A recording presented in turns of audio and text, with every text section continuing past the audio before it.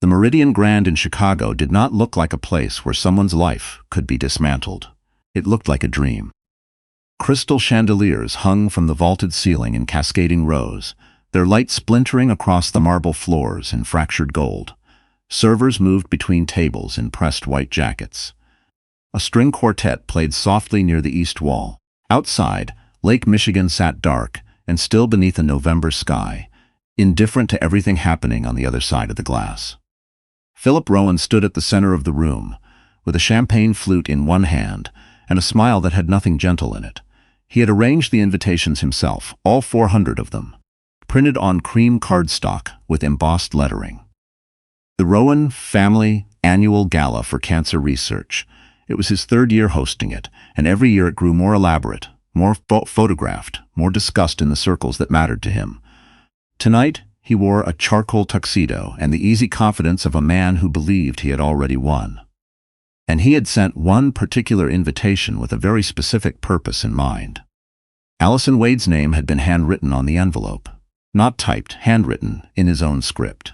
A deliberate touch.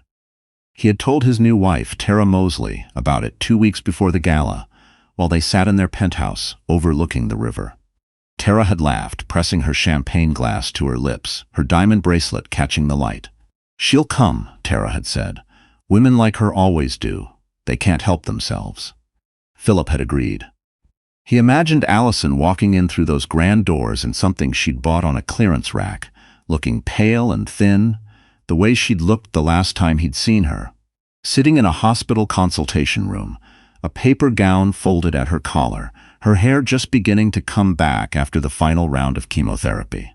He had left that appointment early. He'd said he had a work call. He hadn't gone back. That had been 4 years ago. Since then, Philip had rebuilt his image carefully. The gala was part of it. The right cause, the right crowd, the right optics. He was known now as a philanthropist, a supporter of women's health. The irony had never once troubled him. What troubled him, in the small hours of the night when Tara was asleep beside him, was the possibility that Allison had moved on without noticing his ascent. Tonight, he wanted to make sure she noticed. He wanted her to see Tara in the custom gown, the emerald-cut ring, the way every important person in the room orbited toward him when he entered a space. He wanted Allison to understand the precise dimensions of what she had lost. Or rather, what had been taken from her when he decided she was no longer worth the inconvenience. What he did not account for was the woman Allison Wade had become in the years since he'd left. She had kept the apartment on Ashland Avenue. A third-floor unit, with a drafty window in the kitchen and a radiator that knocked all winter.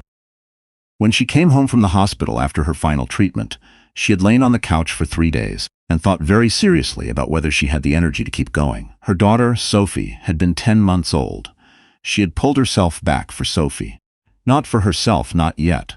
For Sophie, who needed to be fed and held and sung to, regardless of whether her mother felt capable of singing. The divorce had been finalized while Allison was in treatment.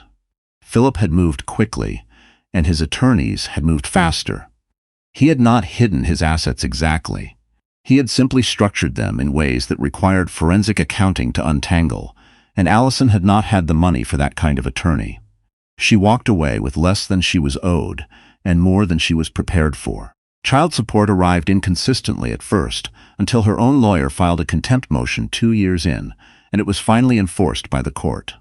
Even then, it barely covered Sophie's preschool and the monthly copays that added up like water filling a room. She had taken a job coordinating events at a mid-size hotel downtown. She was good at it.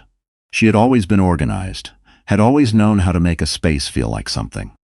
She worked long hours and brought Sophie to her mother's house on the nights she couldn't leave early. She did not go on dates. She did not have the bandwidth. She told herself she would think about that later, and later kept moving forward just ahead of her. The invitation arrived on a Thursday. She recognized Philip's handwriting before she registered the return address, and her stomach dropped in the particular way it still did sometimes. Not grief exactly, more like muscle memory of grief. She turned the envelope over in her hands for a long time before she opened it. The Rowan Family Annual Gala for Cancer Research. She almost threw it away. She stood at the recycling bin in her kitchen with the card in her hand. But she knew what the invitation meant. She had heard through the small, unavoidable network of shared acquaintances that Philip had been telling people she was struggling, that she had never really recovered, that it was sad, really. She had heard this and absorbed it the way she absorbed most cruelties now, quietly, with a tightening behind her sternum that she had learned to breathe through. She put the card on the counter and didn't look at it for 3 days. On the 4th day, a Sunday morning, Sophie was eating cereal at the kitchen table, her feet swinging above the floor, talking to a small stuffed rabbit about very serious matters. Allison watched her daughter and thought about what it would mean to walk into that room. Not for Philip, for herself. She put the card in her purse. She did not know, when she made that decision, that 2 days later there would be a knock at her apartment door at 9 in the morning, and that the person standing in the hallway would be Reed Callahan. She knew who he was in the way you know someone you've read about, but never expected to encounter in real life. His name appeared regularly in the Chicago business press. He ran a mid-sized biotech investment firm that had quietly become one of the most consequential in the Midwest.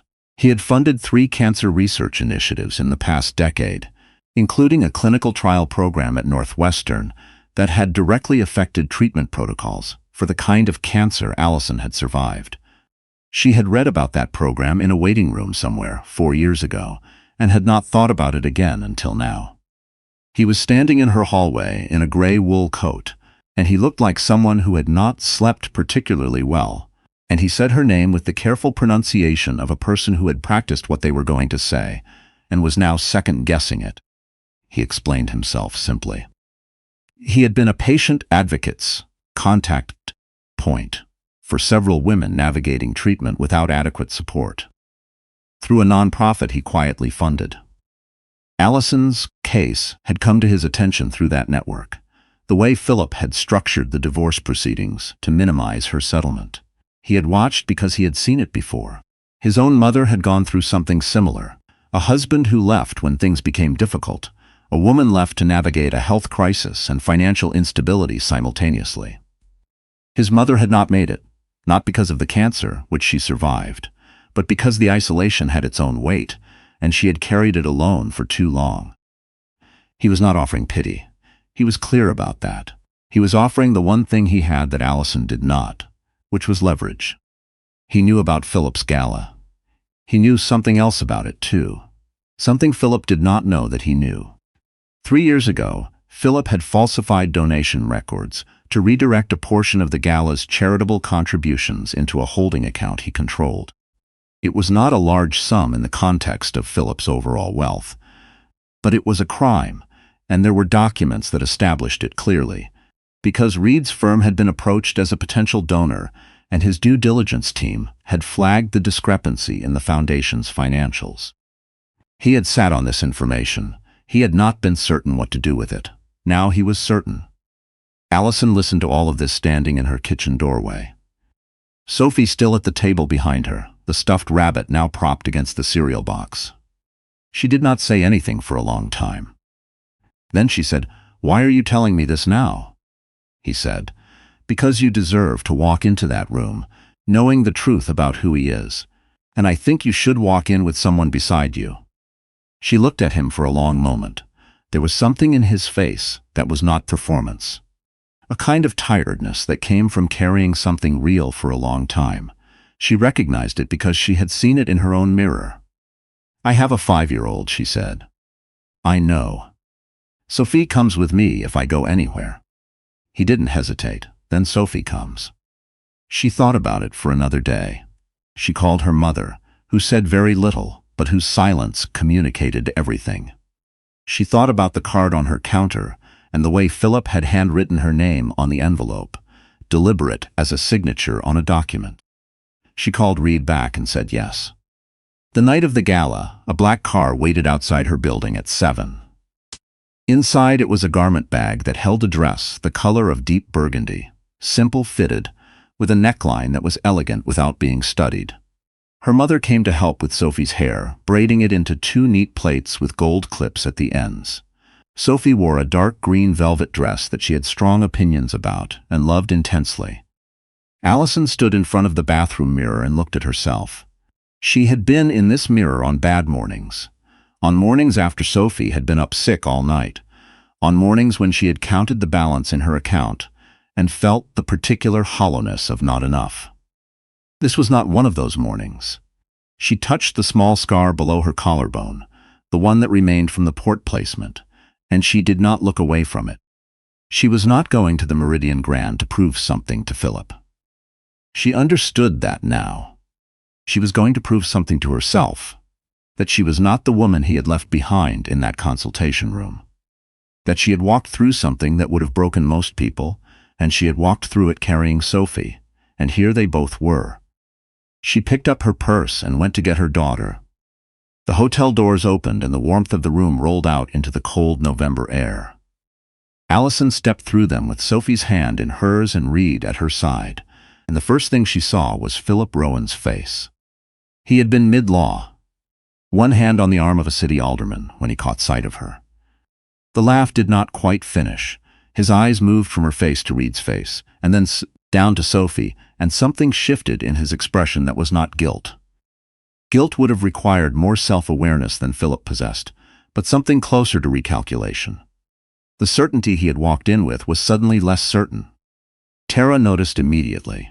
She was standing 2 feet to Philip's left in a white gown that cost more than Allison's monthly rent, and she followed his gaze with the sharpness of a woman who had always been watching for threats. Her eyes landed on Reed Callahan, and the color in her face changed. The room, in the way rooms do when something has shifted but no one has named it yet, grew subtly quieter. Philip moved toward them. He had recovered his expression, rearranged it into something that resembled warmth. "Allison," he said, opening his arms slightly in the gesture of a man greeting someone at his own party. "I'm glad you came. You look," he paused just long enough, "better than I expected." She didn't flinch. "You look like yourself," she said. He glanced at Reed. "Mr. Callahan, I didn't know you were coming." "I wasn't on the original guest list," Reed said pleasantly. "Allison was kind enough to bring me." The alderman had drifted away. Tara was watching from a careful distance, her champagne flute tilted at an angle that suggested she was calculating. Philip lowered his voice. He could not help himself. "Allison, whatever you think you're doing tonight." "I think I'm attending a charity event," she said. "The Rowan Family Annual Gala for Cancer Research. I have some personal interest in the cause." A few nearby guests had oriented slightly in their direction. Philip felt it. "You should know," he said, the warmth gone now, "that you don't belong in this room. You never did. And showing up with—" he gestured at Reed without quite looking at him. "It doesn't change that." Sophie, beside her mother, looked up at Philip with the frank, uncomplicated assessment of a 5-year-old. Allison felt her daughter's hand tighten in hers. Reed spoke first. His voice was measured, conversational, carrying just far enough. "Actually, Philip, I've been meaning to speak with the board members here tonight. I've been reviewing the foundation's financials from the past 3 years. Some of the donation routing is worth discussing." The room was definitely quieter now. Philip's jaw set. This is not the time. The Meridian Group donation in 2022, $240,000 redirected to an account under Rowan Holdings, LLC. Reed reached into his jacket and set a folded document on the nearest table. "The documentation is thorough. The board should have it before the evening continues." What happened next was not dramatic in the way Philip had scripted drama. It was quieter and more final. Philip reached for the document, and Reed's hand rested on it, not blocking him, just present. A board member standing 3 feet away had heard enough to step forward. Then another. The murmur that moved through the room was not the murmur of entertainment. It was the murmur of consequence. Tara set her champagne flute down on a passing server's tray. She looked at Philip with an expression that Allison, watching from where she stood, recognized. It was the expression of a woman who had been told a story and was now understanding which parts of it had been lies. Tara had come from money. She had her own legal team, her own accountants, her own father who sat on 3 nonprofit boards.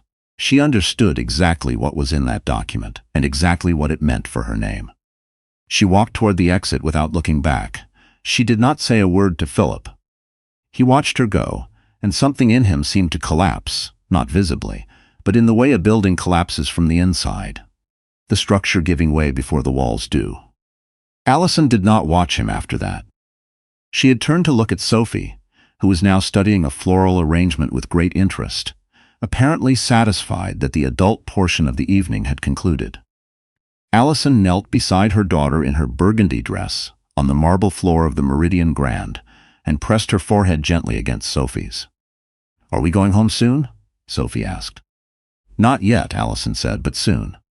When she stood up, a woman from the foundation board was beside her, extending her hand.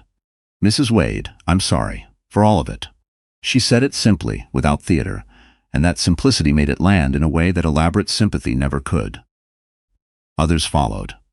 An older doctor who had supported the Gala since its first year shook Reed's hand and asked to speak with him at length. A journalist who had been there covering the event moved purposefully toward the exit to make calls. The machinery of consequence was in motion, and it would continue in motion long after tonight, through board meetings and investigations and the slow grinding process by which reputations collapse under the weight of documented truth. Philip was escorted to a private room by 2 board members and his own attorney, who had arrived within 20 minutes, which told its own story. Allison stood near the windows overlooking the lake and breathed. Reed came to stand beside her. They were quiet for a moment. "How are you doing?" he asked. She considered the question honestly. "I don't know yet," she said. "Ask me tomorrow." He nodded. That was a real answer, and he treated it like one. Sophie had found a small bowl of chocolate truffles on a dessert table and was in conversation with a server about whether she could have 2. Allison watched her daughter negotiate, seriously, earnestly, making her case with the full sincerity of someone who believed in the justice of her position. And something broke open in her chest that was not grief and not quite joy. It was something older than either of those. It was the feeling of a person who had been holding their breath for a very long time, finally breathing. She thought about the consultation room 4 years ago, the paper gown, the draft coming under the door. She thought about Philip leaving before the doctor had finished speaking. She thought about the apartment on Ashland, the drafty window, the radiator that knocked all winter, Sophie's feet swinging above the floor. She was not a different woman from the one who had sat in that room. She was the same woman, only more completely herself. The fear and the grief and the exhaustion folded into her like layers in something that had been worked and reworked until it held. She had not come here to see Philip fall. She had come here to stop letting his version of her take up space in her own mind. And standing at these windows, with her daughter's laugh rising above the murmur of the room behind her, she understood that she had. Reed asked her before they left if she would be willing to speak at a foundation event his firm was organizing in the spring. Not about Philip, not about any of this, but about surviving treatment while navigating financial and emotional isolation. About what that actually looked like from the inside. He said there were women who needed to hear it from someone who had lived it.